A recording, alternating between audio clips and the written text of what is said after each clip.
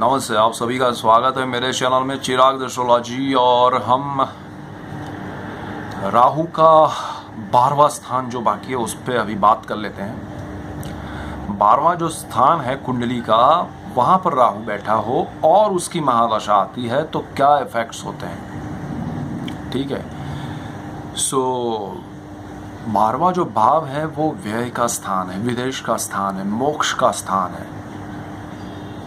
12वां भाव बहुत इंपॉर्टेंट है। पहले स्थान से 12वां है, 11वें से दूसरा है। सो लक्ष्मी स्थान के लिए वो धन स्थान बन जाता है और पहले स्थान के लिए वो 12वां स्थान है, कुंडली का 12वां स्थान है। और वहां पर राहु बैठा है और उसकी दशा आती है। तो उसकी दशा में क्या होता है, आपके विचार में ड्रास्टिक चेंज आने लगते हैं, आपके थॉट्स में परिवर्तन आता है।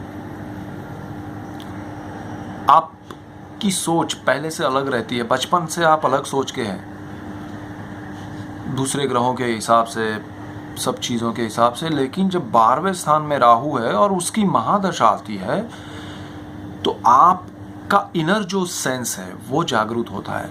आपके अंदर की जो शक्तियां हैं वो आपको जो अब तक कह रही थी और आप सुन नहीं रहे थे एक्चुअली में, वो आपको सुनाई देता है। आप अब उसमें ज़्यादा खुद को इन्वॉल्व कर पाते हैं, अपने आप से आप बात करते हैं। राहु की दशा में 12वें स्थान में तो है, लेकिन उसकी दशा आने से आप उसमें इन्वॉल्व हो जाते हैं। आप अपने आप से बात करते हैं, अपने आप को सोचते हैं कि मैं हूँ कौन, मैं क्यों हूँ, मुझे क्या करना चाहिए, मैं जीवन में क्या करना चाहता हूँ, क्या मैं जो करने जा रहा हूँ वो सही है, वो दिशा सही है या नहीं है, मुझे उस दिशा में जाना चाहिए या नहीं, या मैं जिस दिशा में हूँ वो सही नहीं है तो मुझे किस दिशा में जाना चाहिए। वो सारे थॉट्स मेरे जीवन के लिए, मैं किस रास्ते पर चल रहा हूँ और उस रास्ते को मैंने सही समझा है या मैं गलत चल रहा हूँ, मुझे सही रास्ता वो है, वहाँ चलना चाहिए।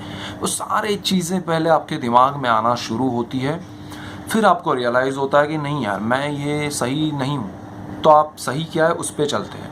सही है तो आप अब तक चल रहे थे बिना जानकारी के, नींद में चल रहे थे। तो अगर वो रास्ता सही भी है तो आंखें खोल के आप चलेंगे और फिर आपको लगेगा यार अब तक मैं क्या कर रहा था, इसी पे चलना था, ऐसे ही चलना था, लेकिन थोड़ा आंखें खोल के चलता तो क्या बात थी।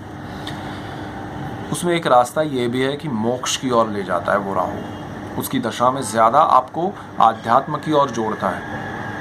आपको वो आध्यात्म में ज़्यादा होता क्या है, जो 12वें स्थान में राहु वालों को जब उसकी दशा आती है तो वो आध्यात्म से जुड़ते हैं, लेकिन उनकी जो काया है, शरीर है, उसको कष्ट मिलता है। और इसी वजह से उनको लगता है कि शरीर जो है उसका कोई महत्व नहीं है, आत्मा का महत्व है और वो ज्ञान उन्हें प्राप्त होता है। इसीलिए वो शारीरिक पीड़ाएं उनको मिलती हैं और उसका एहसास वो कराती है कि शरीर नाशवंत है, और वो थियोरी उनके दिमाग में प्रॉपर वे में बैठती है। इसीलिए वो मोक्ष की ओर गति कर पाते हैं। अब दूसरे ग्रहों का प्रॉपर टाइमिंग हो, जगह हो, तो वो जो है आपको सीधा बचपन से या सही उम्र से अध्यात्म की ओर ले जाता है। लेकिन अगर सिर्फ राहु ऐसा है, स्ट्रांग है, अच्छा है, 12वें स्थान में उसकी दशा आती है, थोड़ी लेट आती है, तो भी आपको लेट उम्र में ले जाएगा, बड़ी उम्र में ले जाएगा। लेकिन आपका संसार भी है, मतलब आपका फैमिली है, आपको उसको छोड़ के नहीं जाना है। लेकिन फिर भी आप आध्यात्म से जुड़ते हैं। आप आध्यात्म से जुड़ना यानी कि ये नहीं कि आप साधु महात्मा बन के बैठ गए या अपनी एक कुटीर में बैठ गए, ऐसा नहीं। आप ईश्वर से जुड़ते हैं। देखिए, ईश्वर से जुड़ने के लिए आपको हिमालय पे जाने की ज़रूरत नहीं है, ना ही किसी ऐसी जगह पर जहाँ ईश्वर रहता हो, क्योंकि ईश्वर आपके अंदर है, हमारे अंदर है। हमें वो ज्ञान जब प्राप्त होता है तो आत्मा की प्रगति होती है। वो प्रगति ये राहु अपनी दशा में 12वें स्थान में बैठा हुआ राहु कराता है। सो ये बहुत इंपॉर्टेंट बात है। दूसरा, आपके दूसरे ग्रह ऐसे दशाओं में राहु ऐसे आ रहा है तो आपको उस दशा में राहु ये भी कराता है कि आपको अध्यात्म से जोड़ता है, साथ में अपना कर्म भी कर रहे हैं, आप ऐसे काम कर रहे हैं जिसमें आपको कमाना है परिवार के लिए, तो वो आपको उस तरह से भी जोड़ता है। देखिए, आत्मा से जुड़ना मतलब ये नहीं है कि सिर्फ अध्यात्म से जुड़ना, वो आपकी आत्मा जो कह रही है वो सुनाई देता है, जो मैंने कहा वो आप उस सुनकर उस आवाज़ को आप उस दिशा में आगे बढ़ते हैं कि हाँ मुझे इसी फील्ड में काम करना है, उसी में आगे बढ़ना है, तो वो आपको सुनाई देता है, समझ में आता है और उस दिशा में आप आगे बढ़ते हैं। सो ये राहु आपको ध्यानस्थ करता है उस क्षेत्र में जहाँ आपको जाना है। सो राहु ये है। तो आपके लिए देखिए, ध्यान के प्रकार ये नहीं कि आंखें बंद करके बैठे, ध्यान के प्रकार ये भी है कि आपका कंसंट्रेशन कितना है, किस चीज़ में है, आप कितनी देर तक अपने सोचे हुए रास्ते पर चलते हैं, वो भी एक ध्यान की प्रक्रिया है मेरे हिसाब से। सो ध्यान ये नहीं है कि लगा के बैठ गए, ध्यान ये भी है कि आपका फोकस कितना है, आपकी थिंकिंग, आपकी आइडियोलॉजी क्या है, वो ध्यान है। तो वो राहु आपको उस फोकस पे लाता है कि भाई ये तुम्हारा जीवन है, इस लाइन पे चलो, तुम्हें ये पाना है। सो वो भी आपको देता है, बट पॉजिटिव आध्यात्म के साथ।